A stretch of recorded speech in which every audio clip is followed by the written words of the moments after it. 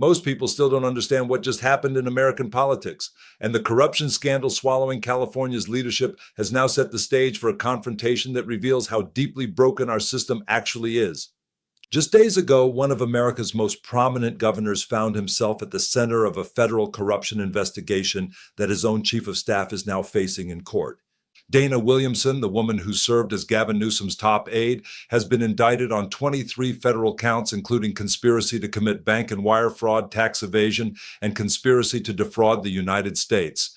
Before we go any further, please subscribe to this channel. But this isn't just about one corrupt official. This is about what happens when the people closest to power are caught stealing campaign funds from dormant accounts, funneling money through shell companies, and purchasing $15,000 Chanel handbags while lying to federal investigators. This is about a governor trying to distance himself from a scandal that touches the very heart of his administration.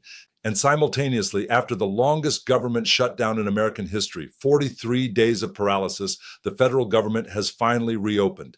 Trump signed the bill, federal workers are getting back pay, and millions of Americans are finally going to start receiving the benefits they desperately need. But today we're going to break down what the Newsom corruption scandal actually reveals about power and accountability in America, why this matters beyond California, what the government shutdown cost us all, and what Trump's warnings about reopening the government tell us about the state of the nation. Let's start with the Gavin Newsom corruption scandal because the details are more damning than most people realize. On November 12, 2025, just this week, federal prosecutors unsealed an indictment that shocked California's political establishment. Dana Williamson, who served as Newsom's chief of staff until December 2024, was arrested and charged along with 4 co-conspirators. Williamson wasn't some fringe operative or low-level staffer. She was one of the most respected Democratic operatives in California. For decades, she had served in senior positions under multiple California governors. She managed Xavier Becerra's Attorney General campaign in 2018. When Gavin Newsom brought her into his administration as chief of staff in late 2022, it was seen as a brilliant move, a nod to Democratic veterans, a sign of respect for institutional expertise. But according to federal investigators from 2022 to 2024, while serving as Newsom's chief of staff, Williamson was orchestrating an elaborate fraud scheme involving multiple co-conspirators, including Sacramento lobbyist Greg Campbell and Sean McCluskey, the former chief of staff to Xavier Becerra when he was U.S. Health and Human Services Secretary. Here's what prosecutors allege. The conspiracy centered on Xavier Becerra's dormant campaign account, the Becerra for Superintendent of Public Instruction 2030 Committee. This account hadn't been actively used in years, sitting essentially dormant with campaign funds still in it. Williamson and her co-conspirators devised a scheme to steal money from this account by billing it for fake consulting work. But here's where it gets really brazen. They disguised the fraudulent payments by routing them through shell companies controlled by Williamson and Campbell. The money was supposedly for consulting services that were never actually provided. Instead, much of the money was funneled to McCluskey's wife, who was described in court documents as a stay-at-home parent. In other words, they were paying someone who wasn't even pretending to work. The amount? At least $225,000 stolen from a dormant campaign account. Campaign finance records show a total of $180,000, mostly in $10,000 increments, flowing from the Becerra Committee to Podesta Company between 2023 and 2024, while Williamson was serving as Newsom's chief of staff. That money was then transferred to an account held by McCluskey's spouse, supposedly for consulting services that never happened. Federal officials say this wasn't some amateur operation. This was sophisticated. This was deliberate. This was exactly the kind of fraud that federal prosecutors have the authority and responsibility to investigate. But the scheme didn't stop there. This is where things become truly audacious. Williamson was also falsifying her own business expenses on her tax returns, claiming over $1.7 million in business deductions that were actually personal luxuries. According to the indictment, she used fraudulently obtained money to purchase a $15,000 Chanel handbags. While serving as the chief of staff to the governor of California, she bought designer earrings. She chartered private jet trips. And in perhaps the most stunning example of entitlement, she funded a nearly $170,000 birthday trip to Mexico, paid for with money she was claiming as business expenses and money stolen from campaign accounts. Federal investigators say Williamson also conspired to retroactively create fake contracts to justify federal loans she had obtained for her company, Grace Public Affairs. When federal agencies were investigating whether her business qualified for certain loan programs, instead of admitting the truth, she allegedly created falsified documentation to make it appear that work had been performed when it hadn't. This is conspiracy to defraud the United States, a serious felony charge. FBI Sacramento Special Agent in Charge Sid Patel released a statement saying, "Today's charges are the result of 3 years of relentless investigative work in partnership with IRS Criminal Investigation and the U.S. Attorney's Office. The FBI will remain vigilant in its efforts to uncover fraud and corruption, ensuring our government systems are held to the highest standards."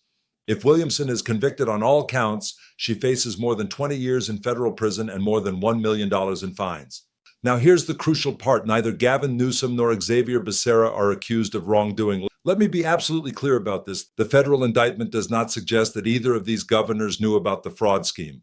In fact, Becerra's statement suggested genuine shock. He called the developments a gut punch and said he was cooperating fully with federal investigators. But here's what matters. Williamson was the chief of staff to the governor of California. She had access to the highest levels of state power. She had Newsom's trust. And federal prosecutors say she was using that position and that trust to execute a corruption scheme that involved stealing campaign funds and committing tax fraud. Gavin Newsom has tried to distance himself from the scandal, and understandably so. His spokesperson, Izzy Garden, issued a brief statement saying, "While we are still learning details of the allegations, the governor expects all public servants to uphold the highest standards of integrity." That's it. That's the entire response. No acknowledgement of the depth of the scandal, no acknowledgement of the fact that his own chief of staff, the person he chose to sit at the highest level of his administration, was allegedly running a fraud scheme while serving in that role. But let's think about what this actually means. When you hire someone as your chief of staff, you're placing enormous trust in that person. They have access to your office. They know your schedule. They attend your most sensitive meetings. They manage your senior staff. And according to federal prosecutors, while Williamson was doing all of this, while she was sitting in on meetings with the governor of California, she was also directing a scheme to steal campaign funds and defraud the federal government. The question isn't whether Newsom knew about this specific fraud. The evidence suggests he didn't. The question is, what does it say about his judgment that he trusted someone so deeply who turned out to be running this operation? What does it say about the vetting process? What does it say about the culture of accountability in his administration? And there's another element here that matters. Williamson apparently informed Newsom's office that she was under federal investigation. More than a year after the investigation had begun, only then was she placed on leave in November 2024. But this wasn't publicly disclosed at the time. The California public didn't know that the governor's chief of staff was under federal investigation for corruption. They found out this week when the indictment was unsealed. What Newsom did do was issue a statement about high standards of integrity. What he didn't do was acknowledge the specific nature of the allegations against his former right-hand woman. What he didn't do was explain why Williamson was placed on leave, but why this wasn't made public. What he didn't do was suggest that he was reviewing his own hiring and vetting practices, or that there would be reforms to prevent this from happening again. This is what political damage control looks like in the 21st century. A scandal breaks. You issue a carefully worded statement expressing disappointment, but distancing yourself from personal responsibility. You suggest that the person involved acted independently. You appeal to abstract principles about integrity, and then you hope the news cycle moves on. But the truth is, this scandal reveals something profoundly troubling about power in America. It reveals that even the people closest to the most powerful elected officials, people with direct access to governors, presidents, and cabinet secretaries, can be simultaneously running elaborate fraud schemes. It reveals that federal law enforcement sometimes knows about these schemes for years before the public does. It reveals that when corruption is discovered, governors and senior officials respond not with genuine accountability or self-reflection, but with carefully crafted PR statements designed to minimize political damage. The facts are these. Gavin Newsom hired Dana Williamson as his chief of staff. While serving in that role, federal prosecutors say Williamson was stealing campaign funds, committing tax fraud, and conspiring to defraud the federal government. Newsom apparently didn't know about this, but he's now trying to distance himself from the scandal rather than confront it directly. That's the Newsom corruption scandal. And it matters not just for California, but for what it reveals about accountability, or the lack thereof, at the highest levels of American government. But while the corruption scandal was consuming California's political establishment, something else was happening in Washington that affects every single American for 43 days, the longest government shutdown in United States history. The federal government was shut down. Hundreds of thousands of federal workers were not paid. Millions of Americans lost access to SNAP benefits, formerly known as food stamps. Veterans faced delays in benefit payments. Social Security workers couldn't process applications. National parks were closed. FDA inspections stopped. Government operations ground to a halt. On October 1st, 2025, Congress failed to pass appropriations legislation for the 2026 fiscal year. The federal government entered into shutdown at midnight. The Republican-controlled House of Representatives advanced a continuing resolution, but its passage in the Senate was repeatedly blocked by Democratic senators who wanted to preserve healthcare insurance subsidies set to expire at the end of the year. Trump publicly told Republicans not to bother dealing with them and to support a clean, continuing resolution, meaning one without the provisions Democrats were fighting for. For weeks, Congress voted and revoted on various proposals. Democrats wanted to extend Affordable Care Act subsidies. Republicans wanted a clean, continuing resolution. Trump's administration wanted to extend funding all the way through January. The deadlock continued, and while politicians negotiated, the impact on real Americans intensified. By late October, the Department of Agriculture announced that no SNAP benefits would be issued for November. Think about that. Millions of Americans, predominantly low-income families with children, elderly people on fixed incomes, disabled individuals, were told they wouldn't receive food stamps for an entire month. Millions of people already struggling to afford food were now facing genuine hunger because of a political standoff in Washington. Federal workers bore the brunt of the shutdown. Accepted employees, those deemed essential, had to keep working without pay. Furloughed employees couldn't work at all. Both groups faced genuine hardship. Some had to use credit cards to pay for groceries. Some fell behind on rent and mortgage payments. Some had to seek emergency financial assistance just to survive. According to federal data, the average federal worker paycheck is around $4,700 every 2 weeks. For 43 days, hundreds of thousands of people didn't receive that paycheck. As the shutdown dragged on into November, the economic impact rippled through the broader economy. Businesses that contract with the federal government faced uncertainty. Consumers delayed purchases. The stock market experienced volatility. Economic policy uncertainty hit levels not seen since 2015, surpassing even the uncertainty that emerged in 2020 when COVID shuttered the economy. Federal workers were being hurt. Poor Americans were being hurt, and the broader economy was being disrupted. Trump, throughout the shutdown, kept saying it was the Democrats' fault. Republicans kept saying Democrats were being unreasonable. Democrats kept saying Republicans were refusing to protect health care access. The blame game continued while real people suffered real consequences. Then, on November 10th, a deal was brokered. Senate Democrats offered to reopen the government in exchange for maintaining Affordable Care Act subsidies for a year. Senate Republicans accepted. The Senate passed the agreement 60-40. The House voted 222 to 209. And on November 12th, Trump signed the bill at 10:24 p.m. Trump's response when signing the bill was telling. In the Oval Office, he said, "It's been a great day. The government is now going to resume normal operations after people were hurt so badly." People were hurt so badly, that's how he described it. Not as a result of his administration's negotiating positions, not as something his officials could have helped prevent, but as an abstract harm that had befallen people, and now it was over. But here's what matters. The impact doesn't end when you sign a bill. The government shutdown lasted 43 days. That's 43 days that federal workers weren't paid. That's 43 days that millions of Americans didn't receive food stamps. That's 43 days of disruption to the most basic functions of government. Now, the Trump administration promised that federal workers would get their back pay quickly. They said GSA and OPM workers would see payment by Saturday of that week. They said other agencies would get paid between Sunday and Wednesday. By November 19th, they promised most federal workers would have received most of their back pay.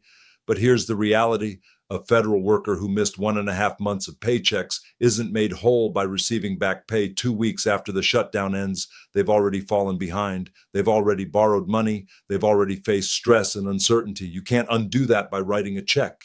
And for millions of Americans on SNAP benefits, the impact is even more severe. Federal food assistance wasn't retroactively paid. November benefits were lost. The Department of Agriculture later announced that some states could issue November SNAP benefits, but others couldn't. It was chaotic and inconsistent. People went hungry because Congress couldn't pass a budget. Trump's warning when signing the bill to reopen the government is crucial to understanding what's happening in America. He said, people were hurt so badly. And then he added something that revealed his priorities. He told Congress that they needed to resolve this before the funding extension expires at the end of January. In other words, we're back to square one. In just over 2 months, Congress will have to go through this entire process again. Unless a permanent funding bill is passed, we could face another shutdown, potentially another 43-day standoff. This is the state of American governance. We've become a country where the basic function of government, funding its own operations, is now something that requires a major political crisis, where politicians use the shutdown as leverage to extract concessions, where federal workers suffer, where poor Americans go hungry, where economic growth slows. And then, when the crisis reaches a breaking point, we pass a short-term measure and schedule another crisis for a few months down the road. Trump, in signing the bill, issued a warning to Congress.